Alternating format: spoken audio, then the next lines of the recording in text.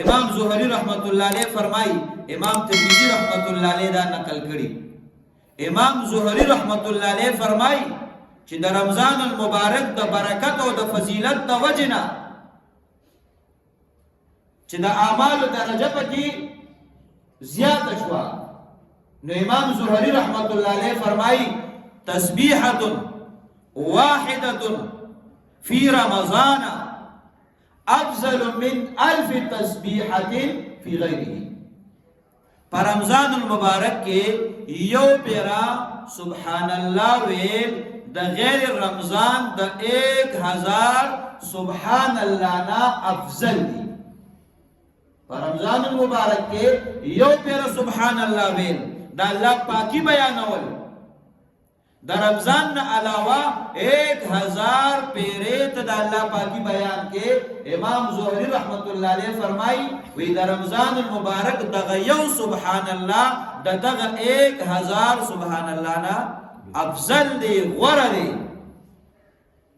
اوس په دې تسبیحاتو کې په دغه یو تسبیح کې دا دومره زیات فضیلت د څه د وجې رالی؟ دا د رمضان المبارک د وجې نه رالی.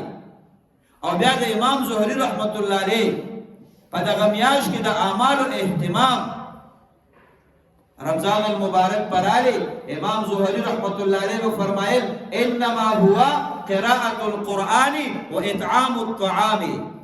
چې کله د رمضان میاشت براله امام زهری رحمت الله علیه فرمایل وی دا چې کومه میاشت د رمضان المبارک ته وی دا د قرآن کریم د تلاوت ته، بس پدې کې بل څه کار نشته، پدې کې صرف د قرآن تلاوت دی. او فرمایي و اطعام الطعام او ضرورتمند ته طعام ورکول دي، د چا د پېشمني د چا د روجماتي انتظام کول دي. بس په دغه میاشت کې دا دوه کار دي، د قرآن تلاوت او ضرورتمند ته خوراک ورکول، وی دا دوه کار دي بس. نو د رمضان المبارک دغه میاشت پدې کې د اعمالو ثوابونه او درجات بلندیږي، او دا ټوله وجه څه ده؟ دا د رمضان المبارک اهمیت دی، دا غیر لوی فضیلت دی. د دې وجه نه طلحه بن عبید الله رضی الله تعالی عنه د جناب نبی کریم علیه السلام مبارک صحابی دی. امام ابن ماجه رحمت الله علیه دا روایت نقل کړي. طلحه بن عبید الله رضی الله تعالی عنه فرمایي وی یو شپه ما خوب لیده، په خوب کې زه خپل ځان وینم چې زه د جنت په دروازه کې ولاړ یم، او د جناب نبی کریم علیه السلام مبارک دو صحابه کرام چې دغه دوه صحابه کرام دغه دوه ملګري دا یو ځای راغلیو او حضور علیه السلام مبارک باندې دوه ایمان راوړلو. او پدې کې یو ملګری هغه ډیر زیات مجاهده والو، ډیر عبادت کې مشغول وو، تر دې پورې چې د جهاد میدان ته لاړ او شهید شو. اوس په دغه دوه ملګرو کې یو شهید شو، ډیر قرباني او ډیر عبادت والو، بل ملګری هغه یو کال ژوند دیو، یو کال بعد په خپل مرګ باندې وفات شو.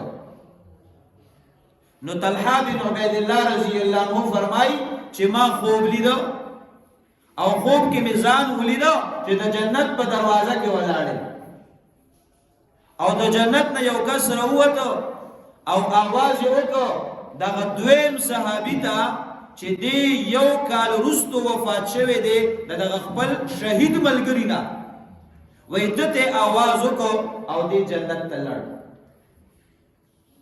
بیا دا غینه روسته دغه ډومبني ملګری ته چې دغه مجاهده سیوا وا مقام شهادت وته حاصلو، هغه ته आवाज وکړ او بیا هغه جنت ته لاړ.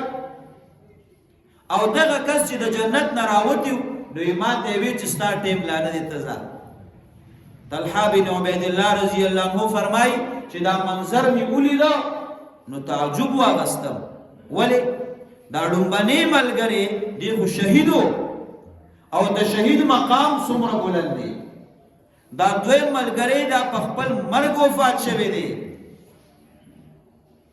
خو دې ته دغه شهید ملګري نه لومبنې جنت ته لړ. اوس دا څه فلسفه ده؟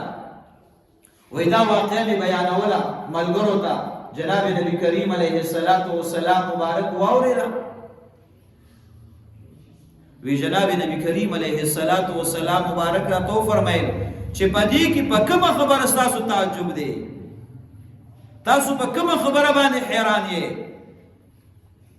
موږ چې جناب نبی کریم علیه السلام مبارک دا یو ملګری لومبني دا غړې قرباني او مجاهدي والو او بیا جهاد وکړو شهید شو، او دا دویم ملګری په خپل مرګ وفات شوی دی، او دا دویم د دې شهید نه لومبني جنت ته لاړ.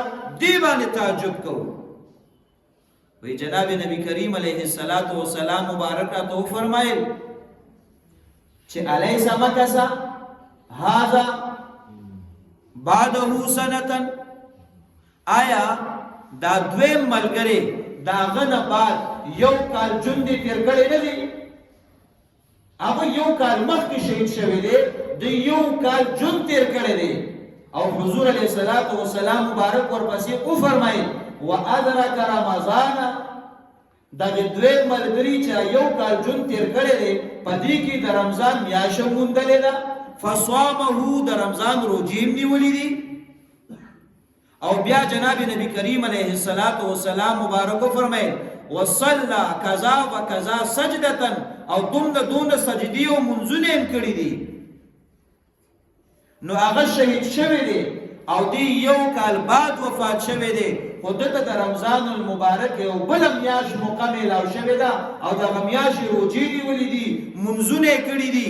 اوس د هغې اعمالو برکت دی چې هغه ملګری شهید دی، خو دا ملګری ترې مخکې جنت ته لاړ. د دې نه معلومیږي چې د رمضان المبارک دومره اهمیت او فضیلت دی چې د یوې میاشتې روزې سیوا شوي، هغه ملګری شهید دی، دا روزې هغه ته نصیب شوي نه دي. اوس د دغې میاشتې د برکته، د دغه منځونو د برکته دغه دویم ملګری لومبني جنت ته داخل شو. دومره اهمیت لري دا، دومره لوی حیثیت دی د رمضان المبارک د میاشتې.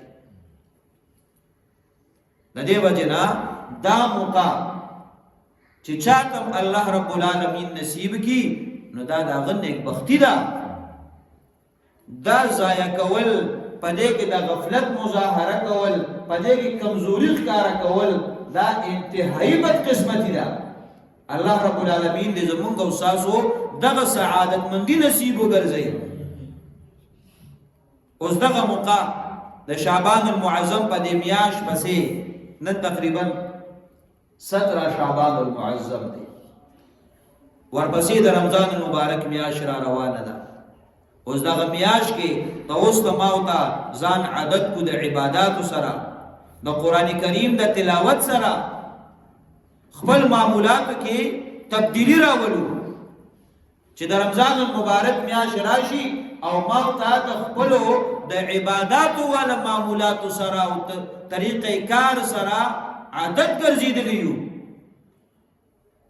او دې سره سره جناب نبی کریم علیه السلام مبارک فرمای من صلى لله 40 یوما فی جماعت، څوک چې د الله رب العالمین د رضا لپاره یعنی په اخلاص سلوي خورزه با جماعت د تکبیر اولا سره منځو کی. امام ترمذی رحمت الله علیه دا روایت نقل کړي چې جناب نبی کریم علیه السلام مبارک فرمای څوک چې سلوي خورزه با جماعت د تکبیر اولا سره منځو کی د الله پاک د رضا لپاره، دل الله رب العالمین دو پروانه ورکی، کتب له براءتان، دتا دو پروانه میلاویږي د لپاره اولی کلی شي. هغه سړي حضور علیه السلام مبارک فرمای براءت من النار و براءت من النفاق، دا سړي چې مري دی به جهنمی نه مري، او د باندې چې مرګ راځي دی به د منافقت نه بری، دی به د منافقت نه پاکي. خدا چاته میلاویږي؟ 40 سورځي د الله رب العالمین د رضا لپاره با جماعت د تکبیر اولا سره ته موز ادایګي وکړي. او دا موقع ما او تا په رمضان المبارک کې لږ په اسانه مهیای. ولی د رمضان المبارک په دې میاشت کې کله 29 وخت او کله 30 وخت هر سړی د موز پابندي کوي. د سحر موز ګرانی په عام معمول باندې ویل د نشم بیداری دي جمع را نوشي، خو په رمضان المبارک کې الله رب العالمین داس یو نظام ګرځولې دی هر سړی په موز کې حاضری.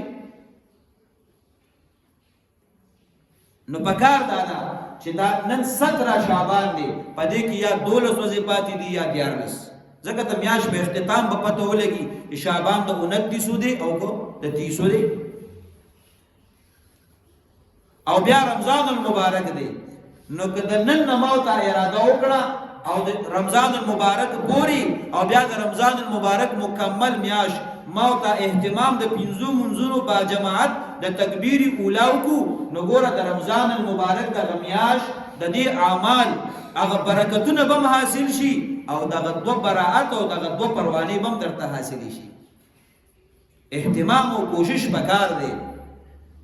د دې وجنه د جناب نبی کریم علیه السلام مبارک د با جماعت او د تکبیر اولا د فضیلت د بیانولو په بنیاد باندې په امت کې داسې خلک راغلي دي لکه امام ابو حنیفه رحمت الله علیه. داغي عبادت خو موږ بار بار اوریدلی، داغي پابندی او اهتمام.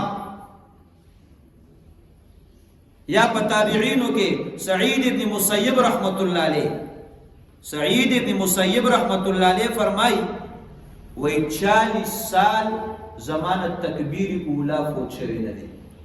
40 سال زمانه تکبیر اولا فوت شوی نه دی. موږ 40 ورځې نشو کولای، موږ 40 منځونه نشو کولای چې موږ تکبیر اولا فوت نشي. او سعید ابن مسیب رحم الله فرمای 40 سال زمانه تکبیر اولا نه دی فوت شوی او 10 کاله داسې شوی دي چې زه د مؤذن نه مخکې جمعات ته راغلی یم. 15 وخته مؤذن جمعات ته د اذان لپاره نه دی راغلی، اذان لا نه دی شوی او زه په جمعات کې حاضر یم. دا 10 کاله وشو. همدغه وجه وه چې سعید ابن مسیب رحم الله به دومره بلا کلونه یادول، وای ما د موز په دوران کې د چا 60 نه دی لیدلی. بلا کلونه ولې نو 10 کاله چې یو سړی د مؤذن نه مخکې راغلی او په ډومبي سب کې ناسي، په ډومبي سب کې ولاړ دی، داغه نه خو مخکې سب نشته. نو بلا کلونه وشو چې ما د چا 60 نه دی لیدلی. ولې زه ډومبي راغلی په ډومبي سب کې ناستم، زمانه مخکې سب نه. ایو بل عالم ربیعه رحمت الله علیه هغه فرمایي 10 کاله وشو چې د سحر مؤذن اذان درازي وزه داغه مخ کې راغلي. که زمانه پدې کې چې تلم لیټ راغلي دي نو یا به زه بیمار یا به زه په سفر باندې. د دینه علاوه زمانه پدې کې لم لیټ راغلي نه دي. اوس دوی دغه فضیلت د جناب نبی کریم علیه السلام مبارک دغه ارشادات د تکبیر اولا او د جماعت موز متعلق اوریدلیو، باغه داسې په اهتمام سره عمل پیراو. نو په دغه میاشت په رمضان المبارک کې یا په عام معمول د زندګۍ کې د دینی احکاماتو اهتمام کول دا زما استاد د مسلمانۍ ذمہواری ده، دا زما استاد فریضه ده. هر یو موقع الله رب العالمین ما او تا با برکت نصیب کی، پدې کې د الله بندگی پکار ده. الله رب العالمین دې موږ او تاسو د خپل عبادت توفیق راکړي او الله مو د هر قسم بی دیني او نافرمانی نه په حفاظت کې وساتي او الله پاک دې د رمضان مبارک دغه برکتي میاشت او دغه اعمال زموږ او تاسو نصیب وګرځي. واخر دعوانا